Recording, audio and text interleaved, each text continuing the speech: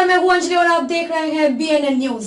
तो चलिए शुरुआत करते हैं आज की प्रमुख खबर से। ऋग्वेद में लगभग 1000 सूक्त हैं, यानी लगभग 10,000 मंत्र हैं। चारों वेदों में करीब 20,000 से ज्यादा मंत्र हैं और इन मंत्रों के रचयिता कवियों को हम ऋषि कहते हैं। बाकी 3 वेदों के मंत्रों की तरह ऋग्वेद के मंत्रों की रचना में भी अनेक ऋषियों का योगदान रहा है, पर इनमें भी 7 ऋषि ऐसे हैं जिनके कुलों में मंत्र रचयिता ऋषियों की एक लंबी परंपरा रही। ये कुल परंपरा ऋग्वेद के सूक्त 10 मंडलों में संग्रहित है और इनमें 2 से 7 यानी 6 मंडल ऐसे हैं जिन्हें हम परंपरा से वंश मंडल कहते हैं, क्योंकि इनमें 6 ऋषि कुलों के ऋषियों के मंत्र इकट्ठा कर दिए गए हैं। आकाश में 7 तारों का एक मंडल नजर आता है, उन्हें सप्त ऋषियों का मंडल कहा जाता है।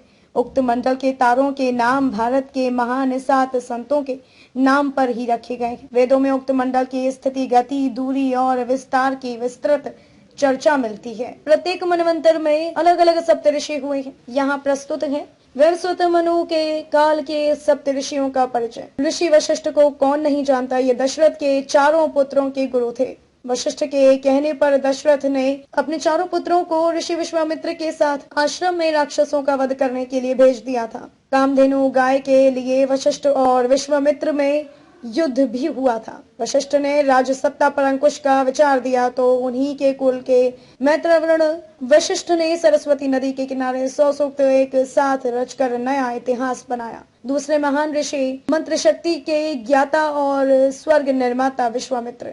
ऋषि होने के पूर्व विश्वामित्र राजा थे और ऋषि वशिष्ठ से कामधेनु गाय को हड़पने के लिए उन्होंने युद्ध किया था, लेकिन वे हार गए।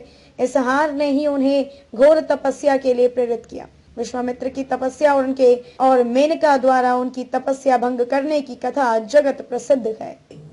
खबरों में अब तक ले बस इतना ही। मिलते हैं फिर ऐसे ही किसी बड़ी खबर के साथ। तब तक के लिए नमस्कार और देखते रहिए BNN न्यूज।